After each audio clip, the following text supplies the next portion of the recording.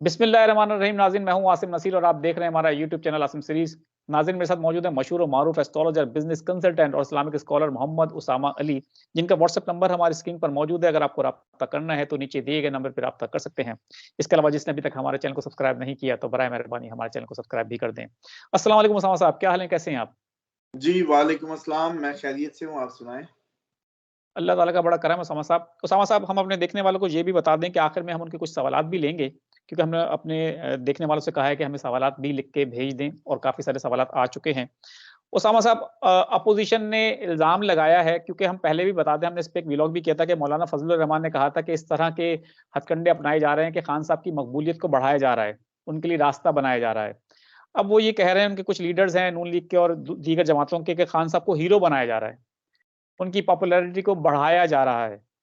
अब खान साहब तो कुछ भी नहीं कर रहे हैं, वो तो जेल में बंद हैं। अब सर्वेज़ जो हैं वो जितने भी हो रहे हैं, वो पाकिस्तान तहरीक-इंसाफ के हक में जा रहे हैं। तहरीक-इंसाफ की मकबूलियत बढ़ रही है, खान साहब की मकबूलियत बढ़ रही है। अब इसमें खान साहब तो जेल में बैठे हैं, उनकी मकबूलियत जो है वो बढ़ रही है, उससे वो खौफ़ज़दा हैं, वो समझ रहे हैं कि ये भी कोई हरबा है। क्या कहेंगे इस पे आप? बिस्मिल्लाहिर्रहमानिर्रहीम, अल्लाहुम्मा सल्लि अला मुहम्मद व अला आलि मोहम्मद। सबसे पहले तो एक वो क्या कहते हैं, एतराज़ी नोट होता है, क्या कहते होते हैं उसको? इख्तिलाफ़ी नोट। इख्तिलाफ़ी नोट कहते हैं। इख्तिलाफ़ी नोट कबूल फ़रमाएँ कि जब अली को मौला कहने पे फ़तवा लग जाता है, तो फ़ज़लुर रहमान साहब को मौलाना कहना भी जायज़ नहीं है। क्योंकि सूरत बकरा की आखिरी 2 आयत में है, फंसुरना अंत मौलाना, ये अल्लाह ताला के लिए ख़ास है और इसलिए मैं समझता हूँ कि ये जो है, ये भी शिर्क के ज़ुमरे में आता है, किसी आम आदमी को अल्लाह के मुताबिक अल्लाह के खिताब दे देना, जो अल्लाह ताला ने ख़ास अपने लिए इस्तेमाल किया सूरत बकरा में, अंत मौलाना फंसुरना अलल कौमिल काफ़िरीन। तो ये चाल है, इस पे फिर किसी दिन बात करेंगे कि ये इधर अली मौला कहने पे मसला हो जाता है और उधर मौलाना अपने लिए आम सबने लगवाया हुआ है, तो इस पे आज तक कोई बात ही नहीं हुई। बिल्कुल तो ठीक। अब आगे चलते हैं। देखिए, ये जो सिलसिला है, ये जो ब्लेम गेम का और ये सारा, ये हजूर तब होता है, तब जब कोई काम सीधा ना हो रहा, सीधी ना बन पड़ रही हो। तमाम कोशिशें जब रायगा चली जाती हैं, तो तब हम नफ्सियाती तौर पे ब्लेम गेम में जाते हैं। कभी यकीन कर लें, आप हों, आपके घर वाले हों, आप हस्बैंड वाइफ हों, कोई भी, याद रखिए, बहैसियत इंसान ब्लेम गेम उस वक़्त होती है जब तमाम, जैसे कहते हैं ना, कश्तियाँ डूब गई हों, लुटिया वो कुटिया डूब गई हो कि लुटिया डूब गई हो, वो लुटिया क्या डूब गई। बिल्कुल, तो बिल्कुल। बस जब तक वो ना हो, कभी भी ब्लेम गेम नहीं होती। तो इनकी आवाज़ें बता रही हैं कि जैसे पिछली दफ़ा हल्का नहीं जीत सके, हल्का इस दफ़ा भी जीतना मुश्किल है। बिल्कुल ठीक है। उसामा साहब, बिल्कुल सही कह रहे हैं आप, दुरुस्त कह रहे हैं और आपने ये तो कहा भी था कि खान साहब की शोहरत जो है वो उसको 4 चाँद लगेंगे और वो बढ़ती चली जाएगी, जनवरी के महीने में भी बढ़ेगी। नून लीग की जो परेशानी है वो तो इस वजह से भी ज़ाहिर होती है कि नून लीग में टिकटों की जो तक़सीम है उसमें इख्तिलाफ़ात जो हैं बढ़ते जा रहे हैं। जहाँ पर जिन रहनुमाओं को टिकट नहीं मिला, जिन उनके जो लीडर हैं उनको टिकट नहीं मिला, वहाँ पर उन्होंने आज़ाद हैसियत में इलेक्शन लड़ने का ऐलान कर दिया है। अब नून लीग तो एक बहुत बड़ी मुसीबत में मुब्तला हो चुकी है, तो इसीलिए वो कह रहे हैं कि अब खान साहब को जिताया जा रहा है, क्योंकि उनको अपनी हार यकीनी नज़र आ रही है। क्या कहेंगे?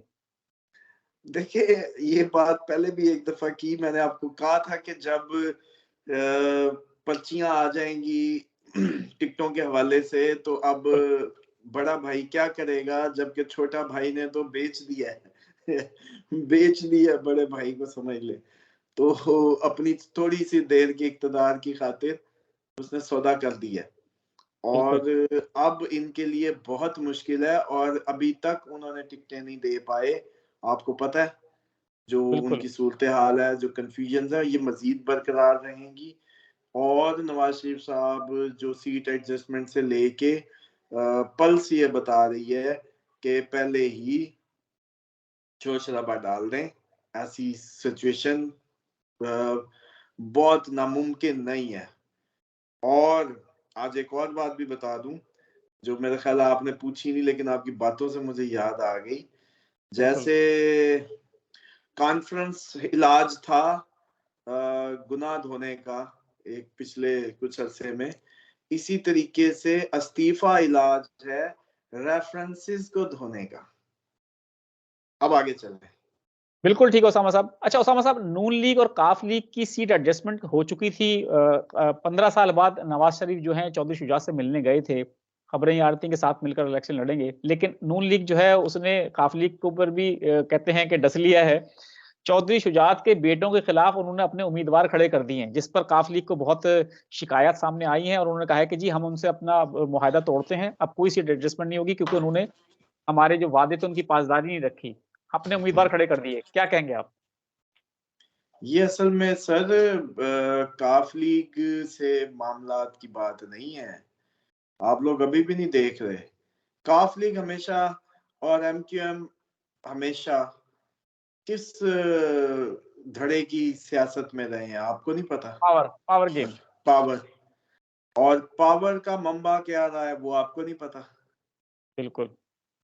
तो अब इस बात को दूरबीन लगा के जरा थोड़ा सा आहिस्ता आवाज में चेक करें कि नवाज शरीफ साहब और काफ लीग के इख्तलाफात का मतलब ये है कि जो मैंने रोने धोने की पेशगोई की हुई है वो अनकरीब सच हो जाएगी।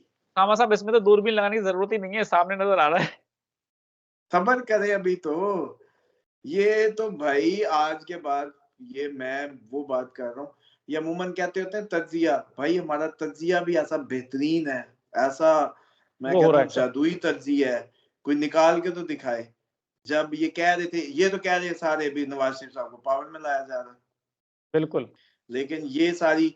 और दूसरी बात ये है कि क्या नवाज शरीफ साहब मजबूत हो गए हैं उस हलके में जो उनको नहीं दिए, या सीट एडजस्टमेंट, या अगर नवाज शरीफ साहब को ऐसी क्या तब्दीली वाकई हो गई है कि जिन लोगों के पास चल चल के जाना मजबूरी थी, आज उनसे नाराजगियां कर रहे हैं? क्या इलेक्शन में इतनी मेजोरिटी की उम्मीद आ गई है?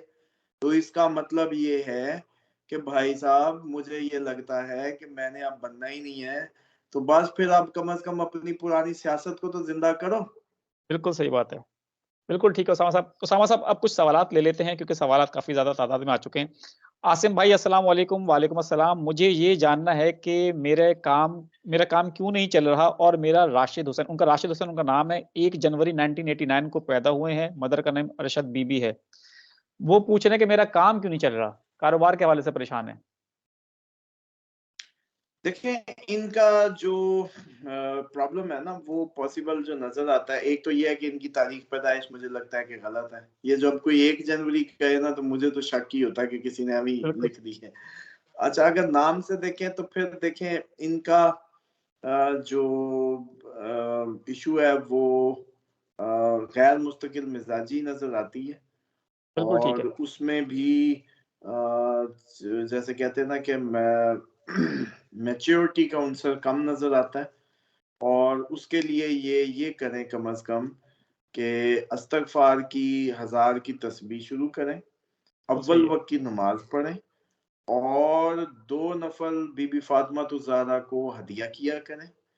और उनके इन 3 अमल से सवाल ही नहीं पैदा होता कि बिजनेस या कोई चीज या कोई मामला इनका ठीक ना हो। बिल्कुल ठीक है। अच्छा, एक और हैं एहसन अब्बास हैं, 31 जुलाई 1989 इनकी डेट ऑफ बर्थ है। मैं बिज़नेस स्टार्ट करूँ और कब स्टार्ट कर सकता हूँ और कौन-सा बेस्ट रहेगा? नाम क्या है? एहसन अब्बास हैं, 31 जुलाई 1989। एहसन जो है ये डोमिनेट भी करेंगे, बिजनेस भी इनके लिए ठीक है, बिजनेस करेंगे भी सही, सक्सेसफुल भी होंगे, लेकिन बिजनेस स्टार्ट करेंगे ये अप्रैल 2024 के बाद। बिल्कुल ठीक है। एक और है मोहम्मद अनस यूनुस हैं, 22/2/2000 उनकी डेट ऑफ बर्थ है। जॉब कब तक मिल जाएगी और कोई वज़ीफ़ा बता दें? जॉब के लिए तो ये काम करें कि अगर इनको इंस्टेंट रिलीफ चाहिए तो मैं समझता हूँ कि उसके लिए ये कर सकते हैं कि 14,000 दफा जो है दरूद, छोटा दरूद जो है उसका 14,000 इकट्ठे बैठ के कर लें। और इस नबी पाक सल्लल्लाहु अलैहि वसल्लम और तमाम उनकी औलाद के लिए जो है हदिया करें, उसका इसाले सवाब पका के, और साथ 14,000 बार दरूद करके, और फिर दुआ मांगे उनके वसीले से। तो इंशाल्लाह इनको जॉब भी मिल जाएगी और किसी किस्म का मसला नहीं। डॉक्टर आमिर सलमान हैं 7 जुलाई 1962 में इनकी डेट ऑफ बर्थ है। वो कह रहे हैं कि not getting any success in business, उनको कारोबार में कोई कामयाबी नहीं मिल रही and practice for the last 5 years, 5 साल से वो प्रैक्टिस कर रहे हैं, कोई कामयाबी नहीं मिल रही, उसका भी बता दें उनको। उसमें तो मुझे लग रहा है कि सबसे पहले तो फिजिकल फिटनेस पे काम करें और फिजिकल प्रोफाइल पे देखें कि किस तरीके से ये मैनेज कर रहे हैं। डेफिनेटली कोई साइकोट्रिकली ये डिस्टर्ब है और उसके लिए इनको जैसे कहते हैं कि कुछ रूहानी तौर पे अपने वज़ाइफ करें। एक तो दुआए काब का अमल है, मेरे मोहम्मद उसामा अली ऑफिशियल पे लगी हुई है, बिल्कुल। उसको आप मतलब बल्कि उसका डिस्क्रिप्शन में दे दीजिएगा लिंक, और वो बिल्कुल। जो है 70 बार सुने रोजाना, तकरीबन 40 दिन और साथ पढ़े भी सही, तो फिर देखें कि इंशाल्लाह इनकी जो है जैसे ही फिजिकल फिटनेस रिवाइव करेगी तो खुद ब खुद डिसीजंस में खूबसूरती आ जाएगी। इंशाल्लाह। उसामा साहब बहुत-बहुत शुक्रिया हमें वक़्त देने के लिए। नाज़रीन, यहाँ हमारे वीलॉग का वक़्त खत्म हुआ। मुझे और मोहम्मद उसामा अली साहब को दें इजाज़त। आखिर में हमारा वही पैगाम है, मुस्कुराएँ, प्यार बाँटें और अपने आस-पास के लोगों का ख़्याल रखें। खुदा हाफ़िज़।